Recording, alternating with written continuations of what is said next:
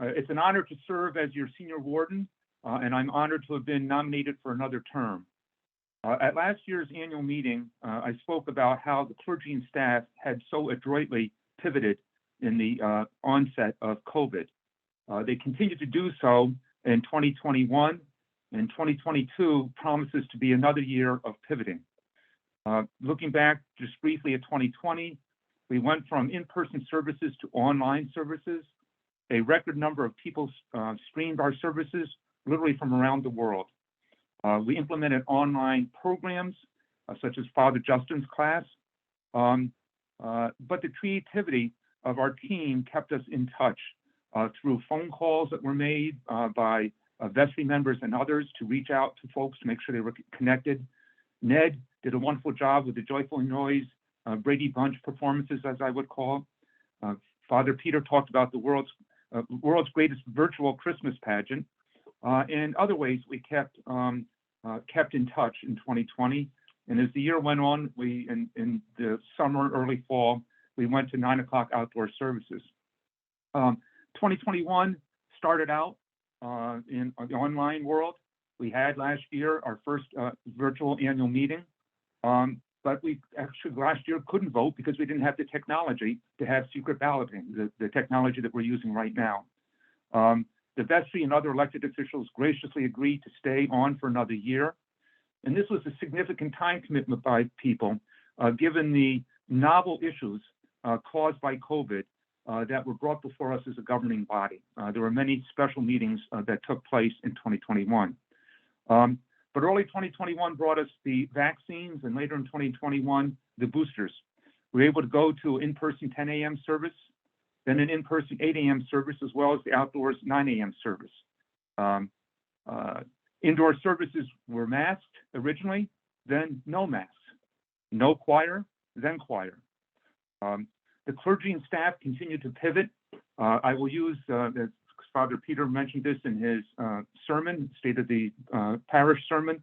I'll use the sports analogy that was bandied about so often in our vestry meetings, led by Brian Hetherington. Our clergy and staff performed like a Super Bowl winning quarterback in the pocket, as the pocket was disintegrating around him, breaking down around the quarterback. Yet the clergy and staff continued, I should say, delivered game-winning touchdowns during that. It was really wonderful to watch them. As you recall, last year we had a moving and inspirational Maranatha House Church program on racism. Least ran one of the most moving spiritual programs I've ever participated in. We had stories of God, stories of race, stories of St. Mark's. Others in our community have been involved in putting on the house churches and other programs on racial reconciliation and recognition. I want to especially thank Father Justin and Lisa Moran for their roles in all this.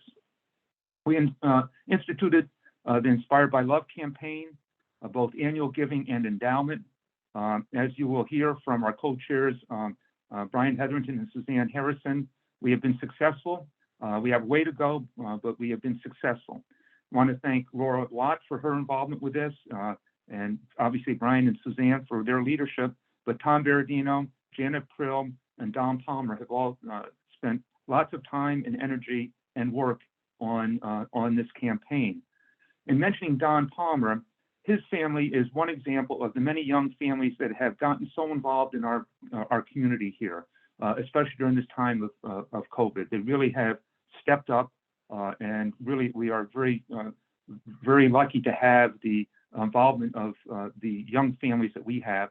And thanks to Reverend Elizabeth, leadership of and members of the Newcomers Committee, we have grown our parish, believe it or not, during the time of the pandemic. People who have moved into the community have joined us, and it has been wonderful, wonderful meeting them. We had a program in June, I believe, late May or early June, welcoming them. Really just was wonderful to see the many new families here, young families, older folks, on how they have gotten involved in our community, again, overcoming the barriers imposed by COVID. Father Peter, Father Justin, and Reverend Elizabeth have brought us the Revved Up weekly podcast that gives us insight into the gospel readings and also given us insight to the dynamics of the three amigos, as Father Peter called them. You can tell how well they get along, and you can tell why there's such optimism and such energy in our church. It's because of their leadership and their personal interactions. 1 + 1 + 1 is greater than 3 with those three folks. We have others, lay leaders who stayed involved, who have given us time, energy, and their talents for our many ministries, such as Laundry Love, Gospel Garden, the Property Committee, the Investment Committee, the Finance Committee, who've spent a lot of time working, helping us get and keep our house in order. Lectors, altar guilds, flower guilds, many others, and I'm sorry to omit them, but so many people have stayed involved in the church during these difficult times. Also, Father Justin has started the 7th grade confirmation classes, which I think are wonderful too, with Jewel's help. And silently, but perhaps most importantly, our clergy provides pastoral care for so many in our communities who are in need of help.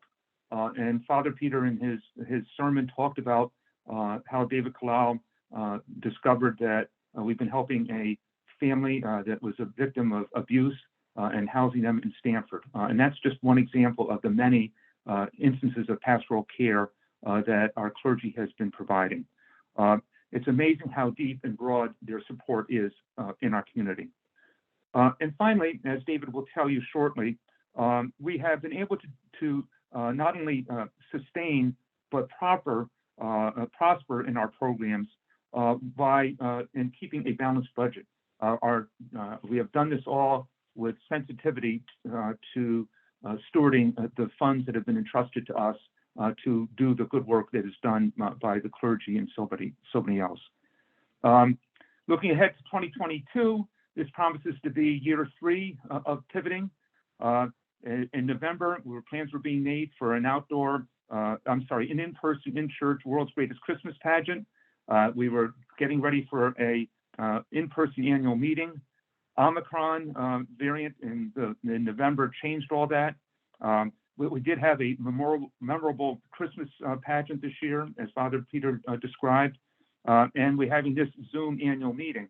But to tell you how we have to keep pivoting, that this annual meeting was supposed to be last week, but we had to pivot literally the Friday before last Sunday to this week because of the storm and high winds that came through New Canaan that would have made it impossible for us to have the 160 or so participants that we now have in this annual meeting. And I'm pleased to say that we are already talking about opening things up, whether it's services and programs. The choir is back, no masks in church, so we're continuing to go in the right direction with that. But again, expecting that there probably will be more pivots that we have to take in 2022. Subsequently, we're very, very excited about 2022. You'll hear from David Shea and George Wright about the return of Mayfair. And as they point out, this will be the first event in New Canaan, in-person event, big event in New Canaan since March of 2020 when COVID hit. As Father Peter mentioned, we're going to have the Let's Talk Race program led by Mark Dorsheim, Lise Least, and others. And that's promises to be a very meaningful operation and event. I also look forward to the successful completion of the Inspired by Love campaign. Its success is key to our keeping our 3 clergy members and keeping all these programs that we are providing for our community going forward. And as Father Peter mentioned, it really will be the foundation for generations to come at St. Mark's. So, we thank you for that and look forward to reaching our goals, getting that last 10% we need to do. On a more esoteric level, we'll be coming back to you later this year with proposed revisions for our bylaws that will probably require a special meeting of the parish.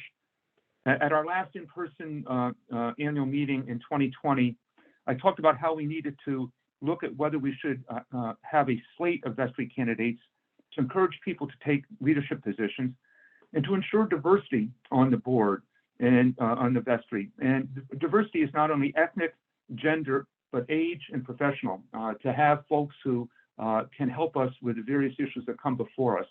And so that's something that we had identified as long back as 2020, putting together this annual meeting, last annual meeting and this annual meeting via Zoom has shown other weaknesses in our bylaws that we will be coming back to you with. And I might point out that the bylaws that we're currently in place, that we are governed by, were typed up on a ribbon typewriter more than 30 years ago. So it's time for us to take a look and come into this era. Finally, as I indicated before, I wanted to thank our outgoing vestry for all that they have done, especially over the past 2 years. I also want to thank Mark Thorsheim and David Kalal. I've learned so much from them over the past years. They've contributed so much. We really have much to be grateful for them, and I personally have much to be grateful for with them. I also have to say I did learn from Kathleen Corbett and Lauren Clancy before David on the treasurer's side, and from Linda Andros as clerk. I look forward to working with Janet Krill and Tim Dan and to learning from them. And I look forward to continuing to work with and learn from Suzanne Harrison.